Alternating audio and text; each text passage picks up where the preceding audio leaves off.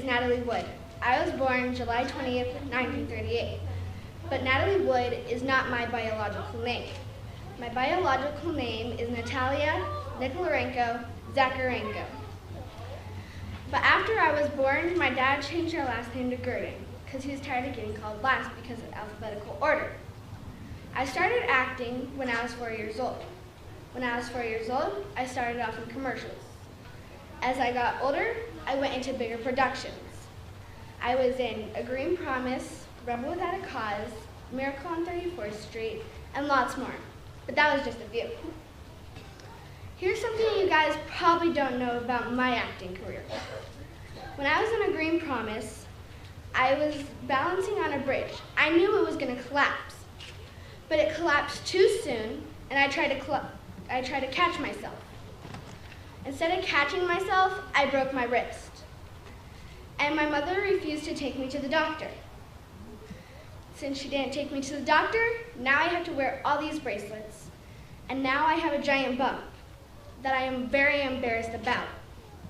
But that didn't stop me from my acting career. And I'm scared of water, all kinds of water. Seawater, pool water, any kind, except drinking water. When I was a teenager, I got a co-star lead role in Rebel Without a Cause with James Dean. But then he got in a car crash and died.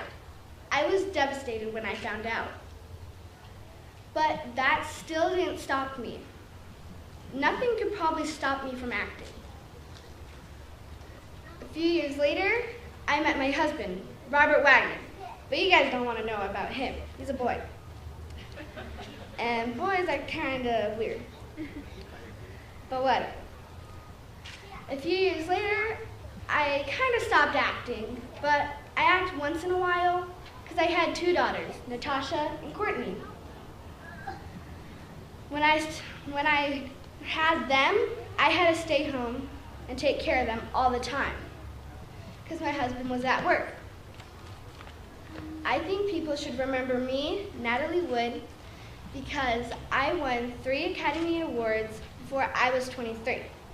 Now I gotta go on my yacht ride, but before I go, does anybody have any questions?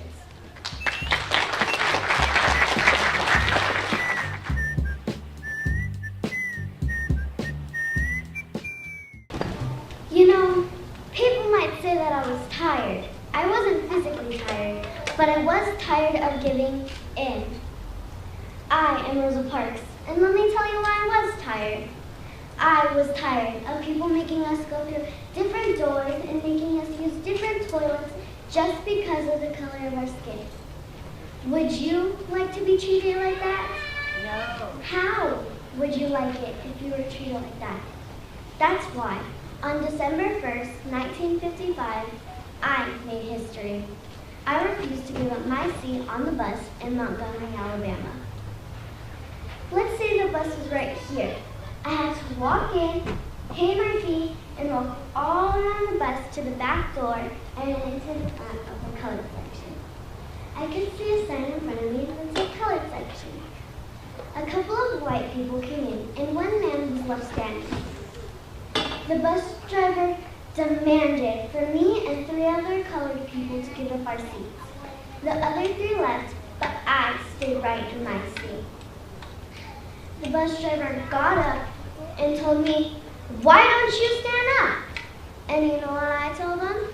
I don't think I should have to stand up. I was arrested, fined, but fearless. You know, they charged me $10 and $4 of court fee. Do you know how much that was back then? That was a lot. During my jail time, the leader of the NAACP planned the Montgomery bus boycott, which was inspired by me. He chose Martin Luther King Jr. to lead it. The day I was arrested, I wound up getting bailed out that same day. The Montgomery bus boycott went on for 381 days, and I was a part of this event. I walked or took something other than the bus for the whole 381 days. The case went all the way to the Supreme Court, and we got what we wanted. We got the right to sit wherever we wanted on the bus. But after the case, my husband had to quit his job because he was not able to talk about me or my case. So we had to move. First, we moved to Hampton, Virginia, where I got a job as a hostess at a black college called Hampton Institute. Later, we moved to Detroit. In 1991, I published my autobiography, Rosa Parks, My Story. I'm happy I did not give him my seat.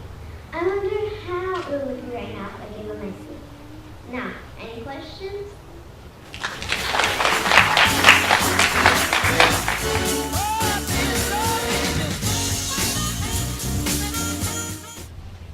The price of freedom is always high, but Americans have always paid it. Hello, my name is John Fitzgerald Kennedy, or Jack to my family and friends. I was born in Brookline, Massachusetts on May 29, 1917. I have 3 brothers and 5 sisters, but as some of you can imagine, it is very stressful. I made up for that stress by becoming a prankster. One time I even blew up a toilet seat at school. After high school, I went to 4 different colleges, 2 of which even being Harvard and Princeton. After college, I met Jacqueline. We've now been married for 10 years and have 1 son and 2 daughters. I remember one of the most difficult times of my life. I was serving for the Navy in World War II. I was assigned to PT Boat 109. PT stood for Patrol Torpedo. We were on a mission with 14 other PT boats off the coast of the Solomon Islands to ambush a group of Japanese supply boats known as the Tokyo Express. But instead we were surprised by 3 Japanese destroyers. By this time, all but 3 of our PT boats had turned back after running out of torpedoes. Immediately out of the darkness, a huge destroyer appeared and rammed the 109, ripping it to pieces. Immediately, fuel spilled and ignited. The other ships thought no one could survive and did not come back to rescue us. However, I was one of 11 survivors that night. We decided our best chance of survival would be to swim 3.5 miles to a nearby island. However, some of our sailors were injured from the blast. One of my men, Mahone, was the worst injured. So we had to pull him to the island by a life jacket belt with our teeth so we could still swim. The 2 others that were injured had to be tied to a plank, and 7 others helped them to shore. We arrived on a tiny island with only coconuts for food and water. For 2 nights, I swam out searching for passing PT boats, but had no luck. We had to go at night to make sure we weren't spotted by Japanese boats. Again, we decided we would have to swim, this time 1.5 miles, to another nearby island. We arrived on the island, and I located 2 natives who showed me how to carve a note in a coconut shell. The note said, "Nauru is, native knows position. He can pilot, 11 alive, need small boat." Luckily, the natives found a military base and delivered my coconut message. I'm very grateful for that. Those days ended up earning me the Navy Medal and the Purple Heart Medal. My father got me started in politics when I was very young. At first, I did not expect much to come from it, until one fateful day, my father suggested that I run for the presidency of the United States of America. At first, I was very hesitant, but finally, my father convinced me. I was going to do it. I was going to run to be the President of the United States of America. At one of my debates, I was asked the question, "Have you ever done an honest day's work in your life?" I just replied with a chuckle, "No, I can't say that I have."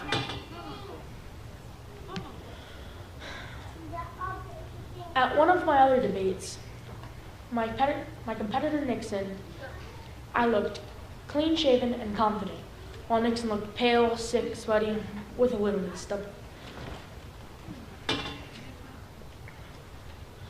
Upon becoming elected to be the youngest president elected so far, I was able to neutralize the confrontation between the Soviet Union and America by having them withdraw the nuclear missiles that were just off the coast of Florida. We accomplished this by signing a treaty that we would never again invade Cuba without direct provoking. Luckily, I was able to stop this confrontation before it escalated.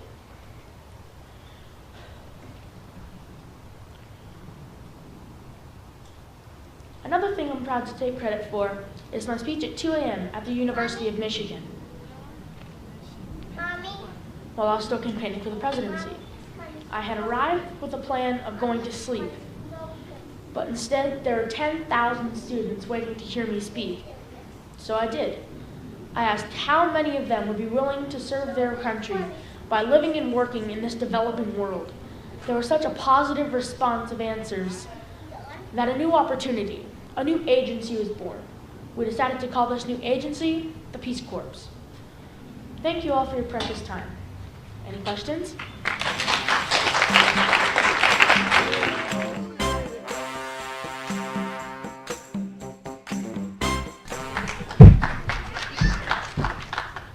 I had to fall 36 times for one movie. I would do anything to get a part, like falling. But life wasn't always sunshine and rainbows. My father died when I was 3 years old. And my mother got remarried to Ed Peterson.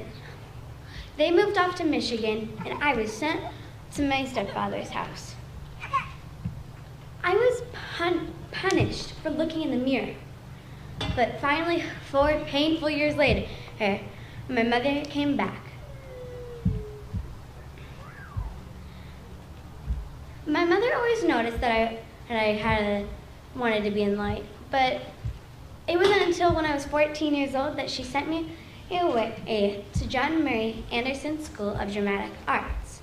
And before that, I was working at a hot dog cart, and I would tell them, "Stop, buy a hot dog."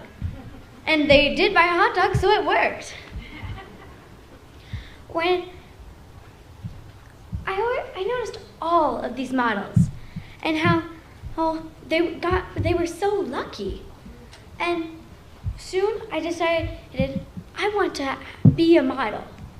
And I got a modeling job with Haiti Carnegie. She told me, "You look exactly like one of my famous clients, except you need to dye your hair platinum blonde." And I did, of course, because I needed a job. But one day, I was walking down Broadway when I bumped into Sylvia Hoyle. She told me, "You would be perfect for this job back in Hollywood." She told me someone had just dropped out, and we would be leaving Saturday. Oh, it was Saturday. So she gave me a coat, a hat, a dress, and sent me off to Hollywood. All the girls and I lined up, and we wearing Samuel Goldwyn's bathing suit line. But I knew I wasn't gonna get picked if I was just standing there like all the other girls. So I stuffed my bathing suit with whatever I could find: gloves, toilet paper, paper towel, anything. And I did make him laugh, enough to make me one of his Hollywood stars. But it didn't happen right away. I was in all those movies. I was in tons of movies, but I only got at the I was in the movies, but only in the chorus. Soon, when I was on a movie, and I actually got a big part here playing a freshman in college, I bumped into my soon future husband and Desi Ernest. We soon started to date, and then we got married in that same year, a year later in 1940, in Cleveland, Ohio, just before Desi could go on stage to perform in his band. I soon got a job as a radio comedian on the show of My Favorite Husband. When I did that, ABC reached out to me and they said, we want you to be part of the show that we want to create.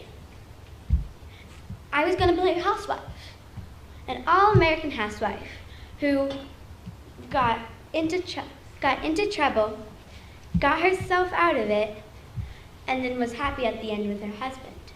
And I thought, I know the perfect person to play my husband. My husband. Except they said, he's Cuban. He won't be perfect for the job. But we proved them wrong. The people on TV, the people at home loved it. After 4 seasons of I Love Lucy, we put my husband and I decided to get divorced. We were like fire and ice. But soon a year later, I got married to Gary Morton, and we never got divorced ever again. But life started to slow down. I did have 2 other TV shows after I married Gary Morton, including Here's Lucy and Life with Lucy.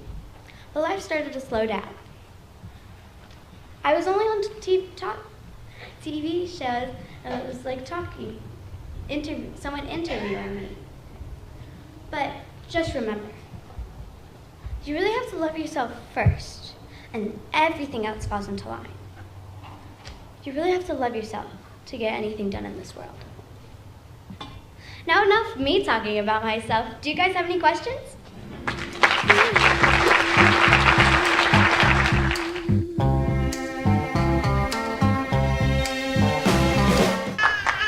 Seven, 0, 5, 3.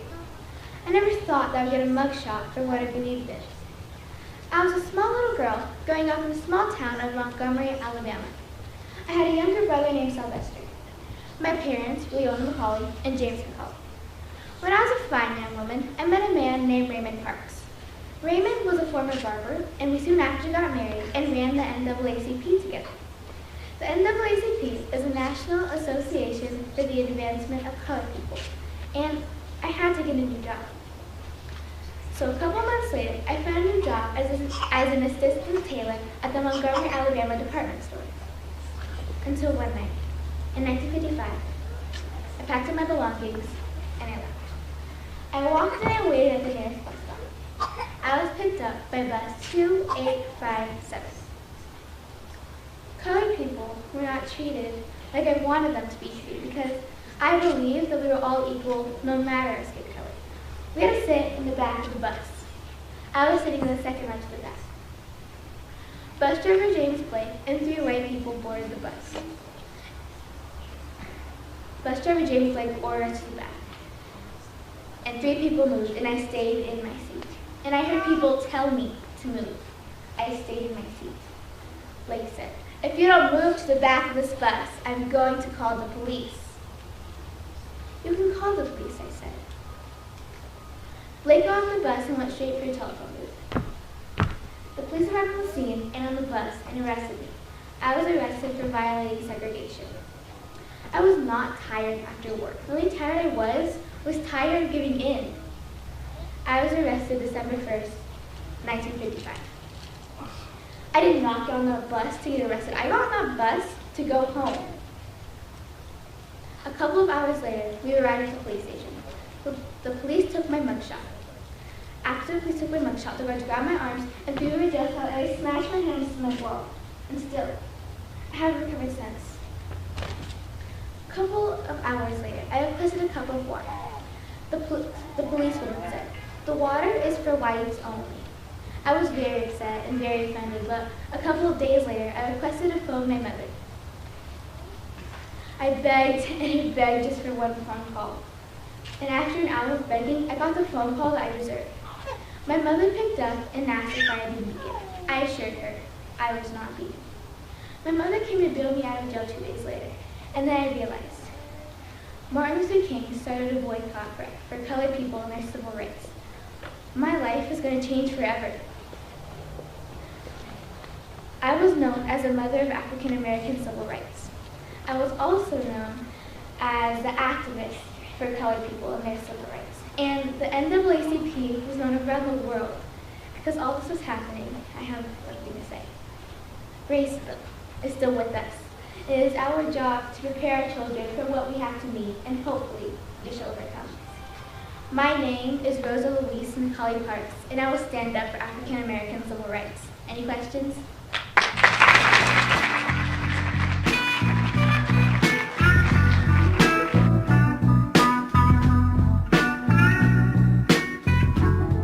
It's cold over here in the winter. There are snowstorms, blizzards, and freezing temperatures over there in the Colorado mountains. In fact, I remember one day I was skiing on a cold winter day. It was snowing so hard I could not see the path anymore. A cold wind came in and it swept up the snow, and it surrounded me like a brick wall. I grabbed a boulder to brace myself against the cold wind and the freezing temperatures. I knew I was near a cliff, but I didn't know where. I kicked the snow off of my skis and took another step. My foot fell right off the cliff. I threw myself back into the snow. How high was the cliff and how far down was it? I knew if I stayed where I was, I would freeze to death. I prayed out loud and said, "Oh God, in your hands I commit my soul, my life, my all. My faith looks up to you." I tucked a ski pole under each arm and jumped off the cliff. I went down the cliff like an otter on ice. After half a mile skiing, I came to a stop at a pile of snow. Whoosh! Then I went into my cabin, took off my skis, and lit a fire to help my frozen feet and hands. That was January 2nd, 1862, when I, John Lou Steyer, almost died crossing the Western Pass in the Mosquito Range. When I was young, I was inspired by preachers. They worked so hard and got paid so little. Usually these preachers would come to our house, and when they did, the preacher would hold a meeting, and when people came, the circuit preacher would preach the word of God. I decided I wanted to be a circuit preacher when I grew up. I got married to Harriet Foster, and we had our first son, Joshua. A tornado came and killed Harriet Foster's brother, Elias, and their little daughter died in a storm. We named our next son Elias after Harriet Foster's brother who died in a storm. Sadly, soon after, Harriet Foster died as well, and our 13-month-old daughter died 2 months later. I was devastated and very sad. But I got a license to preach at a church. Soon I became a circuit preacher all over Wisconsin. Then one day, 2 men found gold in Colorado, and I decided I wanted to see the gold mines. As I had to get to the gold mines, I had to go through Denver. I met my son Elias again as I was going there. We spent 2 happy weeks together. Then I went to the gold mines. Colorado was a nice place, so I decided to stay. People respected me, and I soon got my famous name, Father Dyer. Well, that's all I have today before I start preaching. But before I go, do you have any questions?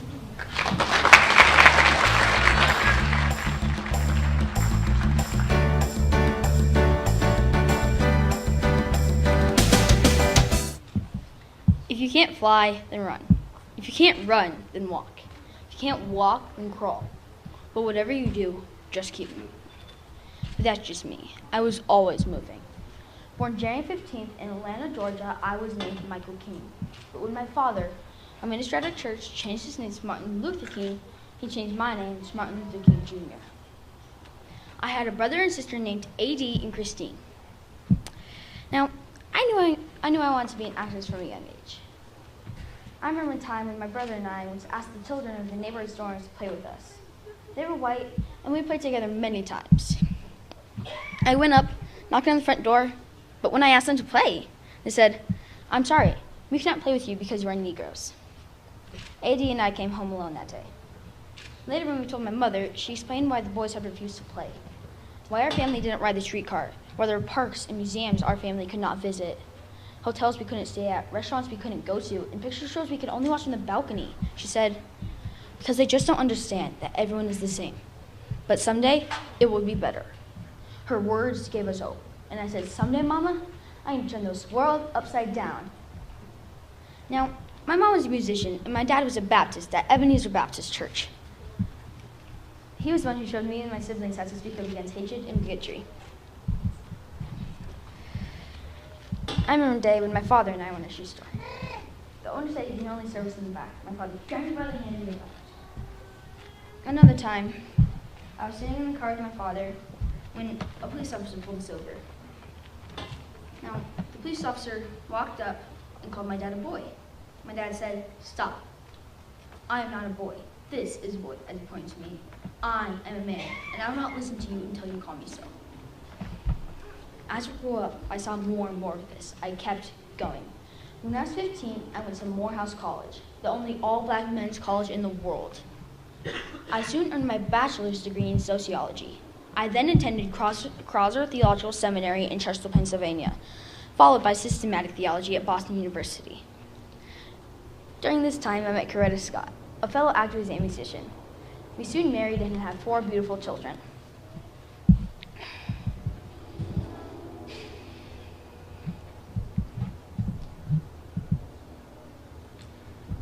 I later followed this as he becomes leader in the civil rights movement.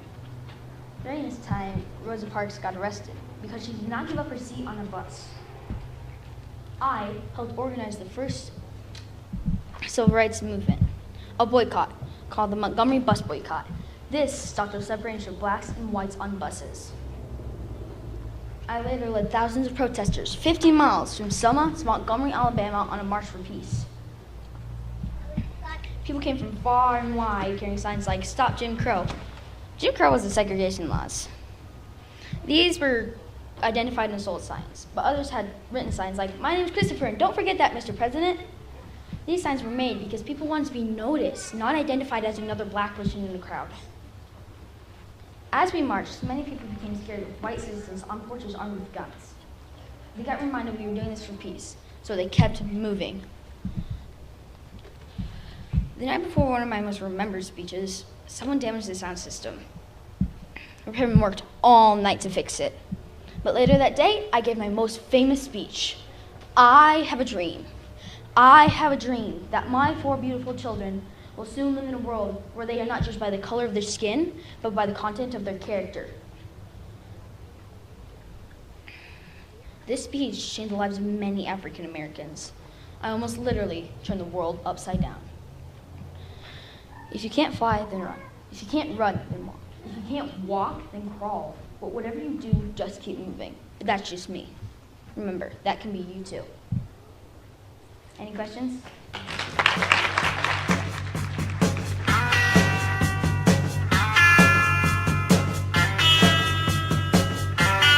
It feels that I have been a writer my entire life. As a fact, I've been a writer ever since I learned how to hold a pencil. You may know me as the author of the children's science fiction book, A Wrinkle in Time, but you probably do not know how long it took me to find a publisher for that book. I wrote it in 1960 and it was rejected over 30 times before it was finally published in 1962. Since that date, the book has gone on to win many awards, including the Newbery Medal, and I have gone on to create a quintet of science fiction books, including Meg, Calvin, Sandy Denny's, and Charles Wallace as some of the main characters. So these adventurous children have been an important part of my life. It felt that I needed a bit of adventure in the secluded life I led as a child. I was the only child of a pianist and a writer, and I was painfully shy. I was also very clumsy. I would trip over my own feet at the most embarrassing of times. I lived in my own world of fantasy, reading books and writing in my journal, but my teachers never noticed any particular ability. I once heard 2 of my teachers saying that I was just stupid. Hard words for a child to hear.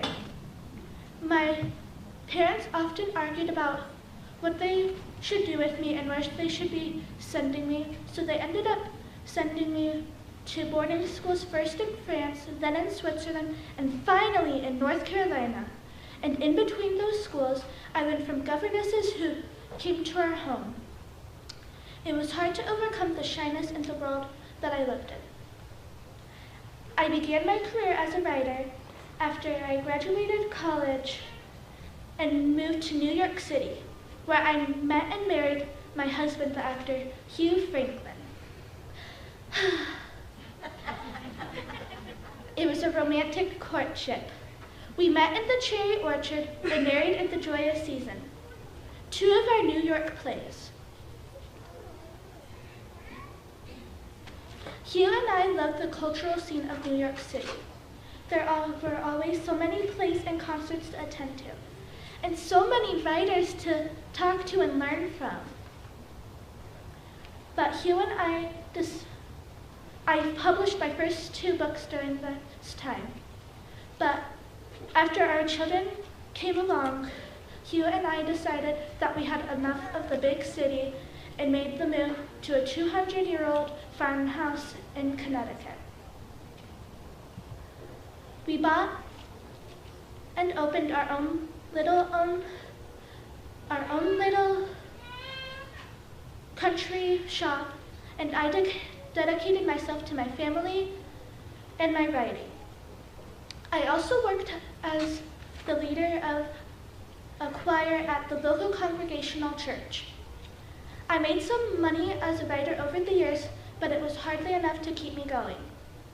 On my 40th birthday, when the mail came, I opened up yet another rejection notice and was determined to give up writing altogether. But even when I tried to quit writing, the stories kept rolling around in my head. They just wouldn't go away. So Hugh and I decided to move back to New York City with the children, where Hugh could resume acting and I could dedicate myself to my writing.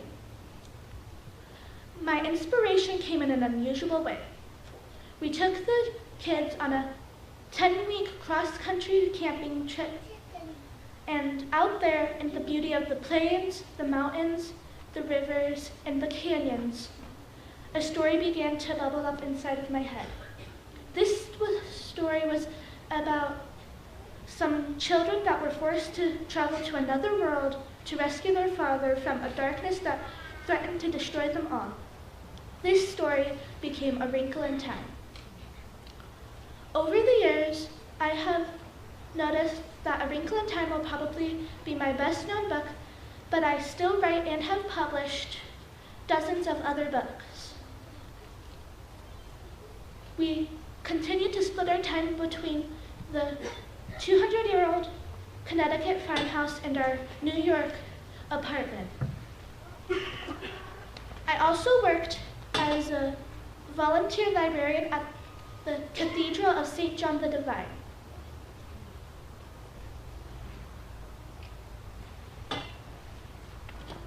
Now I think that you may have some questions for me about my writing and my life.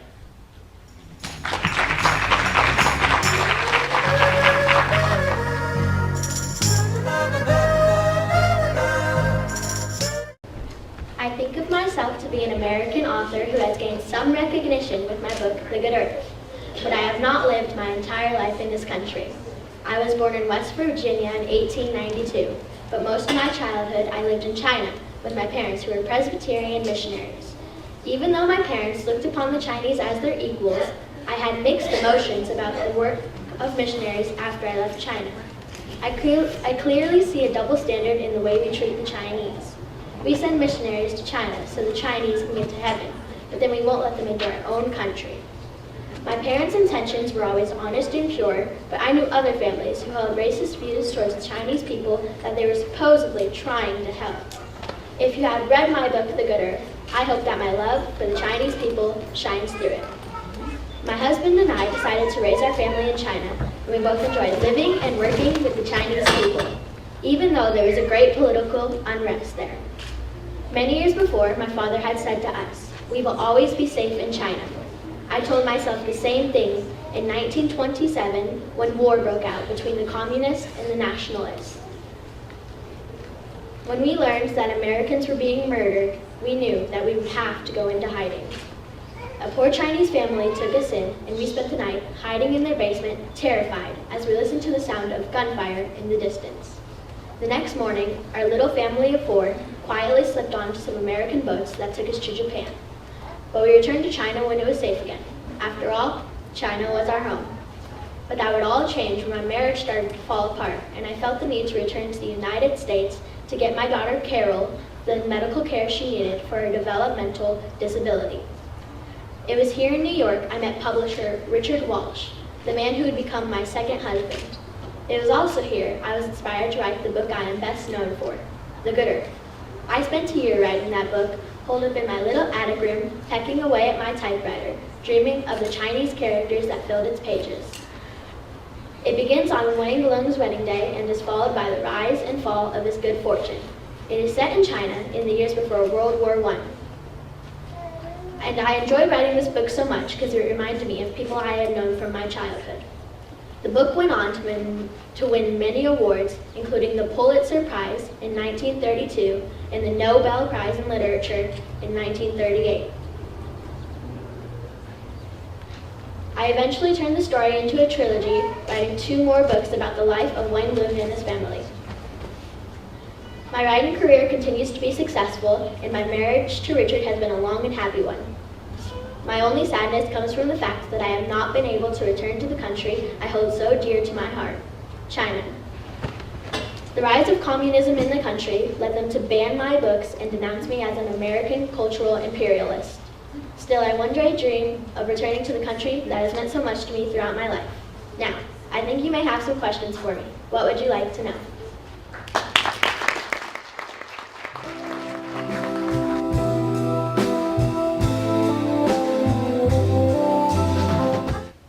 I've done it.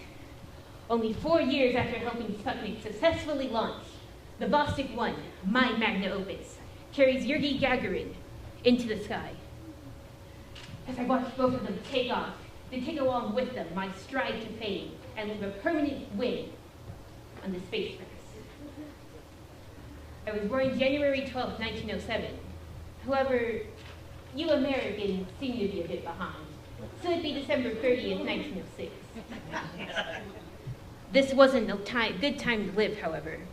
Stalin's purge was in full effect. While the people around me were jailed and died with his brute force, my interest in aeronautics only grew, thanks to my stepfather.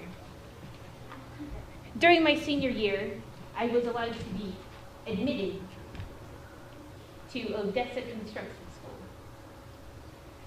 The catch was, I had to take an entrance exam. Child's play. I easily passed that test and was soon admitted. With this newfound excellence, I didn't even have to take an entrance exam to get into college. With my advancements in the field came many awards and opportunities. One day, I got to meet a man named Andrei Sokolov, brilliant aircraft designer, a man after my own heart. 3 years later, I was admitted to the most prestigious construction school at the time, MTVU. Soon after graduating, I was able to finally start my brand new career that I was so excited to get into. Another win for another win. Guess what I did? Go on, guess. Come on now, don't be shy. I'll tell you anyway. I created the first liquid-powered missile in Russia. This wasn't the peak, though. No. This was the downfall. It was June 27th. I was in my apartment, thinking of new ways to innovate the rocket.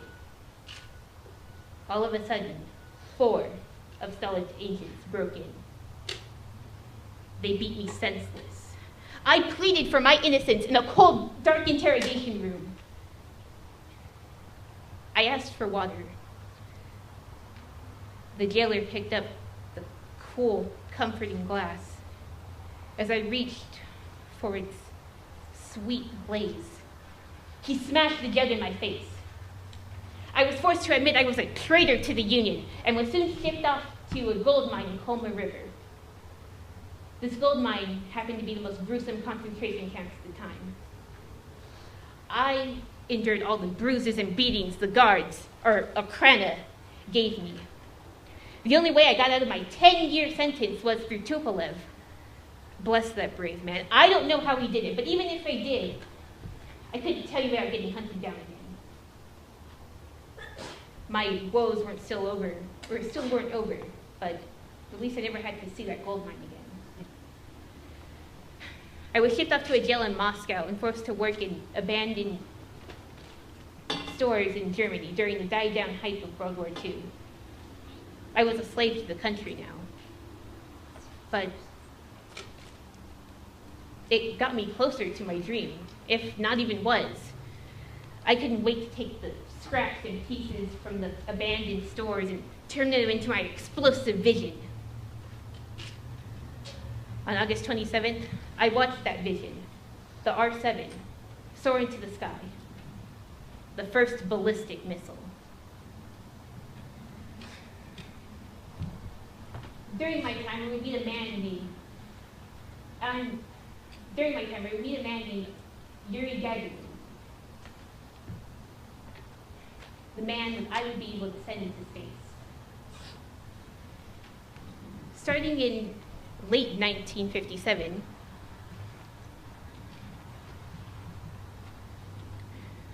several teams were sent out to military bases. No one knew of their job, except for me and the very lucky few. We were trying to find perfectly healthy men who would be able to fit in the very early version of the Vostok 1 capsule. One of these teams just happened to visit Yuri's camp. He, along with the very few, were then instructed to see if they would fit. Most of the men were too tall or too built to be able to. Yuri, however, was the perfect size. After the success of the launch, many people were met with an emotion, whether that be overjoyed praise or overwhelming deep despair. Either way, it got me nationally recognized. I received various pens and fan presents throughout the world. In fact, I have a plane to catch. The Queen of England has invited me to eat lunch with her. I believe I have some time to spare, however. Have any inquiries?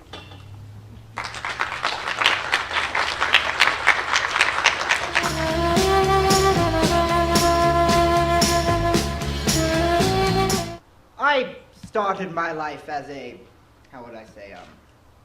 dim child, one would say. I wasn't that interested in schoolwork or per se any type of work. My teachers called me things such as dumb, dim-witted, unimaginative, and in general stupid. At a time, I couldn't really argue with them. At a time, I didn't really care. I was pursuing my one passion: animation, drawing, cartoons of the like. My first ever commission was to draw a mascot for a local pharmaceutical business. The mascot I can't remember the name of, and I can scarcely remember the name of the business. I can, however, tell you that my days working in the garage, working on drawings, were one of the happiest of my life. I had to get used to that. I was born just outside of New York with 5 brothers. The only one really so consequential to the story was my eldest brother, Roy. Me and Roy have had some contradicting beliefs throughout my life. I tried to enlist in the military, but seeing as how I was 15 at the time, it went expectedly.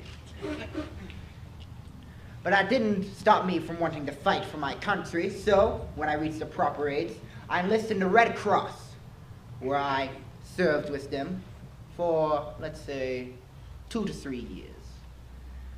After my time in the Army, I didn't know what to do with myself. So I went back to doing what I did best: cartoons and drawings. I did this in my garage. I was even homeless for a spell. It was slow days mostly. Until my first big breakthrough, if you could call it that, was Newman's Laughograms. Small pictograms about Aesop's fables and other small stories. Good for me that it eventually grew into a business. and I was able to get my own studio. I originally wanted to station myself in the prime, the heart of New York, but my brother suggested that we move our base of operations to Florida. He always did love the beach. So I continued on my work until I made my first animated picture. Snow White and the Seven Dwarfs, I'm sure you have heard of it. After that, well, sorry to toot my own horn, but we were unstoppable. We were spitting cartoons like a bat out of hell, and there was nothing to stop us except my dear brother. Roy was content for a life of mediocrity, a life of sitting down, maybe even retiring. My brother had leached off my success for the last time. So, with a heartfelt goodbye, I sent him on a very honorable discharge. And so we continued, spitting out cartoon after cartoon. Everywhere I went, people were calling me Mr. Disney. If you were to tell my teachers that the boy who sat in his geometry class writing down cartoons was to become a businessman, a leader, a CEO, I would have spit you across the gate and gave you 5 across. That's true. Now, I continued in this way, and sorry to say, I became a little strict. It seemed every day I was becoming more and more like my father. I would walk into the animation district, the wing, if you will. And in one of my movies, my pictures, Bambi, there's a line in the movie. It states that when man is in the forest, all animals must tread lightly. When man is in the forest, be wary. So whenever I walked in the studio, one of my animators would say, "Man's in the forest!" Funny guy. But I wasn't content just to make cartoons for the rest of my life. It was my passion, but it wasn't all I was. I did some side live-action projects here and there. Treasure Island, Song of the South. But my first real big project was what if the blend of animation and live-action. This brainchild and Mary Poppins was born. Mary Poppins was the most frustrating experience of my entire career. Mary Poppins was the biggest challenge I had to face. This was all due to the lovely lady named Mrs. Banks, the author of the original book. Mrs. Banks and I disagreed on a lot of things. One cannot express the anger when I told her that dancing penguins were going to be in her book. Hell has no fury, as they say. But, in my opinion, it was all worth it. The screening for Mary Poppins was one of the best nights of my life. It's an indescribable feeling. The blinding lights, the imaginative colors. I sat down in that seat right next to Mrs. Banks. I sat down and I looked at what I created, and it was at that exact moment I realized something. This was it. All my hard work, all my scrounging for meals, pinching pennies, my writing until my hand cramped with agony, it was all for this. And in that moment, me and Mrs. Banks alike, we cried. We cried like children because both of us knew that this is what all our work has been set out. There was no feeling knowing that millions of people, tens of millions, are enjoying something that you made. You made this happen. Nobody else could. What makes Walt Disney special? What is the difference between Mr. Walt Disney and myself? And the answer is nothing. The reason I am CEO of the Disney Incorporation, and the reason you're sitting here watching me, is the world's thinnest line. What's the difference between Walt Disney and me? only that Walt Disney had the drive, passion, and the creativity to follow his dreams. Thank you.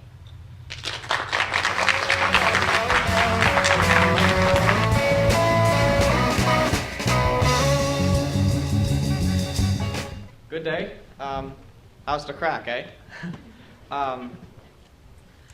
Anyway, I don't have all that much time. I'm sure there's no qualms about my being here, but I've got some meeting or other. Lots of work to be done in Dublin these days, but we'll get to that, shan't we? My name is Edwin McNeil. It hasn't always been, to be sure. I was born John of that same surname to Archibald and Rosetta of that name in 1867, the 15th of May. And I have 4 siblings, all of us a Catholic family, as I'm sure any Irish family is expected to be these days. I grew up in Glenarm, County Antrim, in the way up north of the Emerald Isle, and I really count myself lucky to have been raised in such a region due to the fact that Glenarm retained the traditions and cultures that truly make one Irish, in my opinion, and that has really shaped my later life, as I'm sure you'll see. After Glenarm came Belfast. I attended 2 colleges in the city, the latter of which I graduated from in 1888 with a bachelor's degree in economics, jurisprudence, and constitutional history. And that last one is quite important because it was really in college that I became infatuated with the history of Ireland and how that affects up to the modern day. And that same passion and interest has continued throughout my entire life, mostly those earlier ones and these later ones, but nevertheless. And also in college, my friend Douglas Hyde, around the year 1893, and I founded, to put it in its Gaelic phrasing, Conrad na Gaelig, or the Gaelic League, which was a non-political sort of news organization that commented on the states of Irish affairs as neutrally as we could. And I wasn't doing that much. Douglas became the president of it, but I did some non-paid secretary work for about 4 years before I became the chief editor of our newspaper, and Cladem Solois, or the Sword of Light, which I would certainly say it became in a metaphorical sense. As well, in college, I also met my beautiful wife, Agnes Marr, and we got married just before the turn of the century and had our first son, Noel, the year following. And we've had 7 more children following, as busy as any Irish family would be. And I'd given them all traditional Irish names, such as Brian, or Seamus, Marie, Turtleback. And I even changed my own name from John to Edwin to reflect my traditional cultural ideals for Ireland. And as well, I also got a job offering as Professor of Early Irish History at University College Dublin.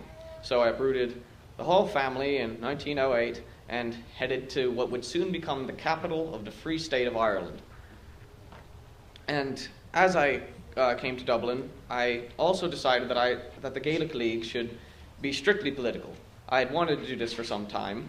I had much been interested in the politics of Ireland as well as its history. But Douglas had always been opposed to the idea.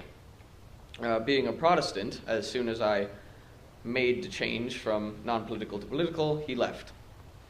It is something that I still have some issues with, that he was president for 2 decades of the Gaelic League, and he just left like it was nothing, like it didn't mean anything to him. But after he left, I met many other brothers to the cause of Irish independence, mostly nationalists and Republicans, those from Sinn Féin and the Irish Republican Brotherhood. And among these men and women, I met Michael Joseph O'Rahilly. You might know him as the O'Rahilly. We became good friends, and he also became the editor for An Cladem Solois. He wrote a few articles about home rule and unionization and such, and those articles really sent us further than we'd gone before. And they helped us, no, sorry, let me reverse. They sent us further than we'd gone before, and they'd helped us get sway a lot of delegates to our side at the 1915 Oreichstis, which is sort of like a caucus or a primary. And afterwards, another man from the Republican Brotherhood named Bulmer Hobson came to me expressing his shared ideals that he'd read in the newspaper, heard in one of my speeches, rather. And after a few meetings with him and the O'Rahilly, I formed the Irish Volunteers, which was to be short-lived, and you'll see why. But the Volunteers differed from any other political organizations in one key way. We, or at least I, thought that we should be a peaceful organization, a pacifist organization. And this stood out from the more action-oriented approaches of Sinn Féin or the Citizen Army or the IRA. And my main reason for taking this was we really had no chance against the British. I mean, if we were to mount any sort of violent attack upon them, their army would have annihilated us in a second. Anyway, after this, my dear Volunteers, with nary a year to do any good work, was infiltrated by people from the Irish Republican Brotherhood, Irish Citizen Army, James Connolly, Patrick Pearse, who you've probably heard of, and within my own walls staged a violent uprising. Perhaps even Bulmer himself planned this to be just a front in my name to betray me.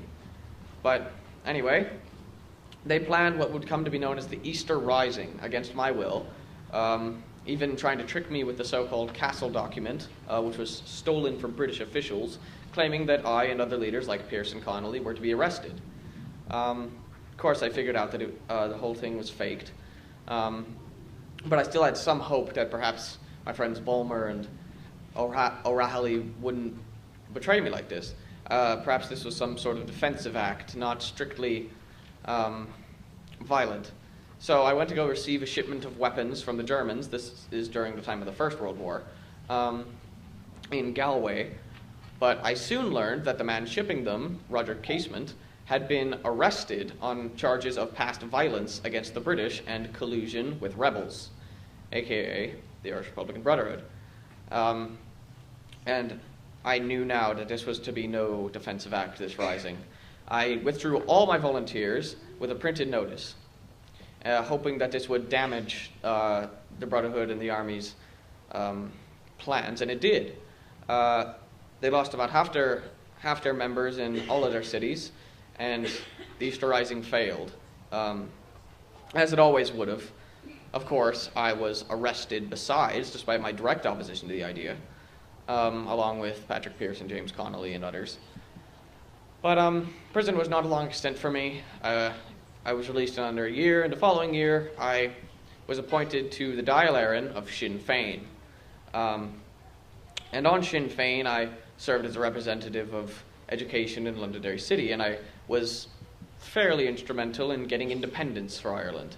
I attended many talks with Britain while the Troubles were still going on. And upon Ireland's independence, I was appointed to Parliament of Northern Ireland as Minister of Education. And I was also put on the Boundary Commission to divide the border and everything. But I was kicked off due to a false libelous article printed by the British and public outcry due to my supporting the British and saying that all of Ulster, Northern Ireland, should be separated from the rest of Catholic Ireland so as to prevent more violence. But that's neither here nor there these days, I suppose. I was kicked out in 1925, and since then I have been back to the scholarly life. I'm president of several antiquary societies, and I still work at University College Dublin, and I think it's important for me to remember why I started back when I did with the volunteers and with the Gaelic League and everything, in these scholarly days, because of how interested I was in the history, the identity, the culture instilled in me in Glenarm.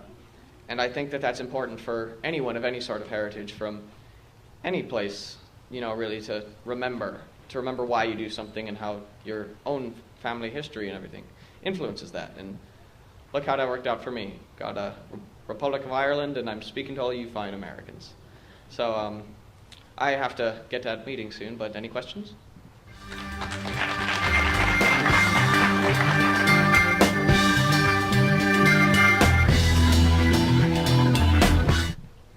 My mother always said, no matter what questions they ask, no matter what comments they have, you just nod your head and say yes. Regardless if it's true or not, you just have to nod and believe that it's true about you. I've heard some outstanding rumors about me, with me being a massive deal and everything. But growing up, you assume that your parents know everything. They're kind of that upper level of knowledge. You ask what a word means, they tell you, and you're just like, oh my goodness. But luckily, my mother wasn't the best parent, we could say. She thought I was the ticket into her way of riches and goods. But luckily, with growing up in a poor Russian immigrant family, my persona of Natalie Wood is not who I am. Natalia is who I ever wanted to be today. But with my mother, with strained of hatred and using me as her own little Barbie doll, I guess you all would know me as Natalie Wood. At the age of 4, my mother always said that, Natalia, Hollywood is the ultimate royalty. And as a child, I grew up watching stars overdose and do drugs and do other miscellaneous things that I couldn't dream of doing. My mother would eventually drag me to a movie theater every single day of the week, seeing films that I typically would not like, but she looked at it as a role model. I would be the perfect actress for her. I would do what she would love me to do. So eventually I started skipping school. I barely got an elementary education from all the films I was watching, but my mother found an opening for me. I was only shown for 15 seconds, dropping an ice cream cone and not saying a word and being carried off with my mother off the scene. This movie was Happy Land, but with my cute charm and my adorable face, I got an in with the director. And my mother decided, we're going to Los Angeles and starting your career. And as a 6-year-old, that terrified me. Aren't 6-year-olds supposed to be playing in the background with their friends and family, tossing a ball around? But no, I must be prepped and primed for anything that comes towards me. Once I moved to Los Angeles, I was starred in Miracle of 34th Street, where I played a tiny child. During the filming of Miracle of 34th Street, I didn't need a script, directions, or anything. I'd get behind that camera and just go with the flow. And luckily, since my mother has prepped and primed me for so long, it worked. It seemed like I was going line for line as it was. But after Miracle of 34th Street, I was bouncing back and forth from set to set, using British accents, Russian accents, American accents, and I became involved in an identity crisis. I started becoming more of a 22-year-old in an 8-year-old's body. I lost sense of who I was. And once the producers and directors decided to change my Russian last name to Wood, I had a couple words to say to my mother. Imagine a 9-year-old complaining to their mother that I have an Americanized name. But soon I had to settle for Natalie Wood as publicity started going left and right with my name, saying it's too difficult to pronounce. What's so difficult about Ziblava? Anyway, after Miracle of 34th Street, I starred in over 150 films up until I was 18. Once I became 18, I decided that the childhood scheme wasn't really for me anymore. I wanted to grow up and be that sexy icon of Hollywood glamour, but no one would take me seriously, since most child actresses around this time died down, like Shirley Temple. But I was dedicated on being the sexy icon of the 1960s. But once I starred in Rebel Without a Cause with James Dean, he shortly got in a car accident. But with filming of Rebel Without a Cause, I really showed that I was that sexy icon, rebelling against my mother, not listening to anybody, going out, doing parties, meeting my future husband, Robert Wagner.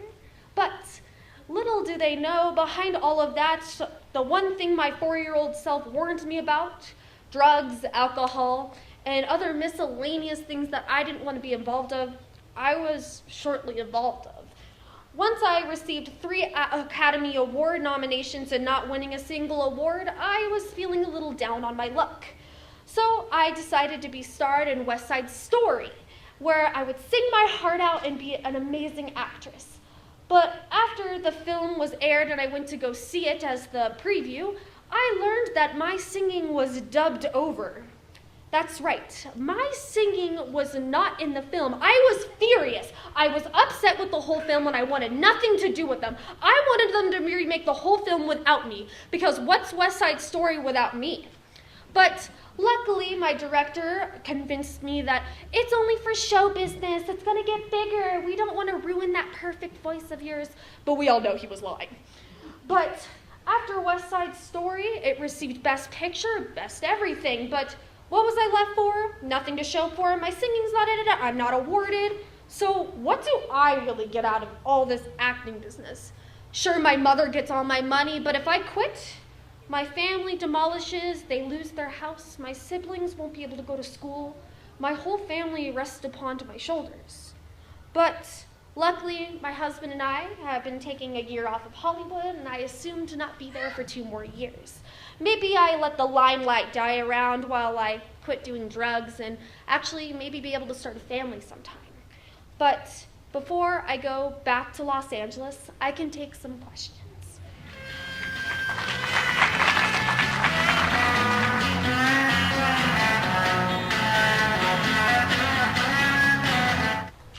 I'm in love with everyone I've ever met in one way or another.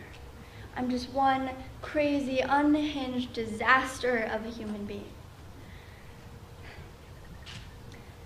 Andy once said about me that I was one of the most messed up people he had ever met. Andy Warhol. I spent years working for him in the factory as his great muse and superstar. I spent years working in a life of fame, parties, and movies. Unlike many other stars of my age, I started out in a rich, socialite, high-up family. My family has deep roots in American politics. My father wanted nothing to do with it. He was a sculptor. We grew up on this big 30,000 or so acre ranch. See, my father had to be in control of everything that we did. He even wrote the curriculum for our schooling himself. See, we learned English the way the English do, and not the Americans, so that when we got into the world, we didn't quite fit. I think even when I was very young, I knew that my father didn't love my mother. My mother certainly loved him. She hung on his every word, but he didn't love her. I realized one night when I walked in on him with one of his models. It shattered me to see that. I was infuriated, but he denied it every second. My family says that after that, I turned into a bit of a baby. I don't remember much of the time then. You could say that's the time that my eating disorders really intensified. Bulimia and anorexia ravaged my body.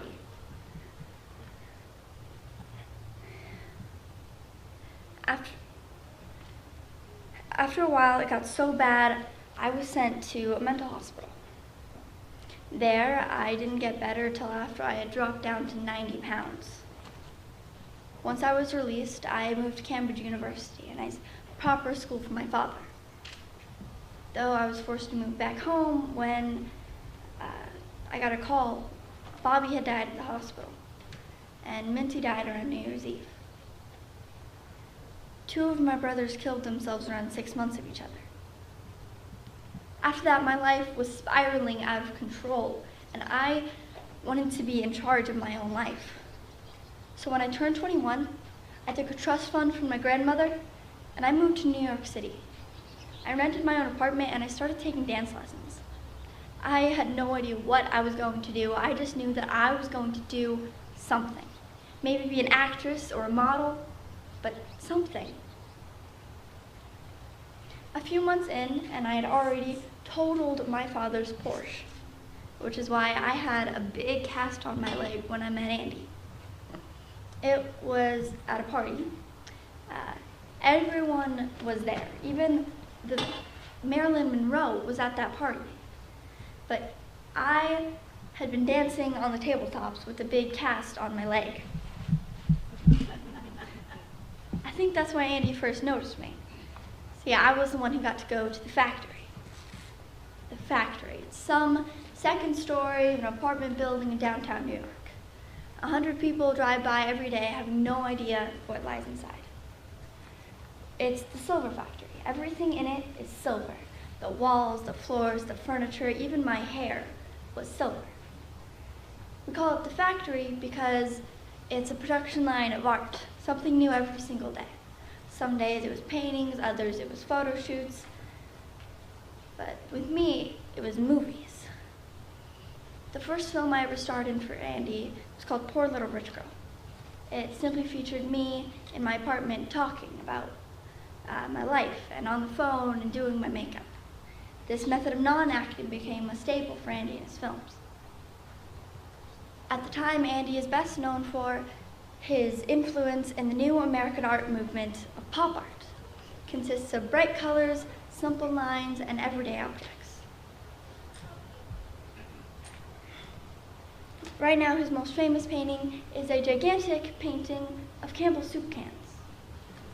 I like his art because it forces you to think differently about things you've seen 100 times before. So you see Campbell's soup cans everywhere, but you don't really think about them until you walk in and see them in an art museum. The movies Andy had done up to that point were an 8-hour shot of the Empire State Building, a 5-hour film of a man sleeping. Andy once said that he liked the fact that you could leave the theater, go get a cup of coffee, come back, and the movie would still be there, like a canvas on a wall. Soon after I was starring in films, I became known as the Queen of Underground Film. It felt like everyone knew my name. I was on the cover of magazines. Vogue magazine called me Youth Quaker and It Girl. I was named Girl of the Year 1965 by Life magazine. I don't think I ever really understood why anyone would care to pay attention to me until a little while after the time. I think one of the things I was known for was being prominent in the drug culture of the 60s.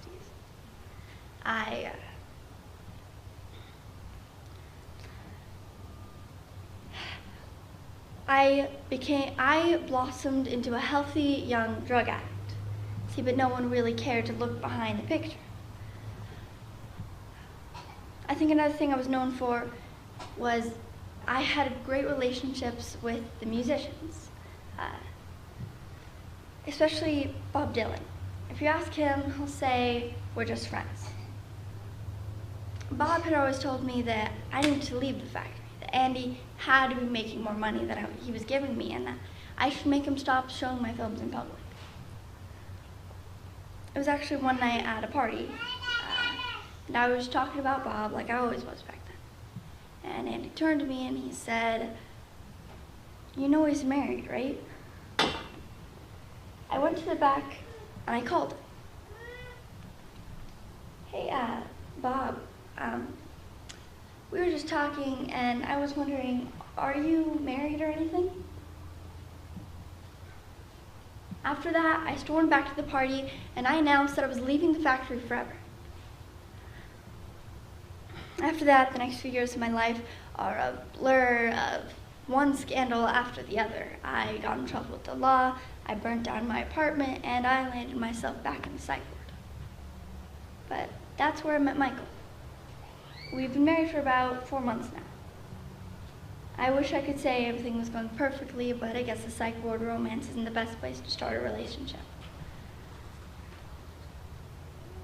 I promised my friend I'd be at a party soon, but before I go, are there any questions?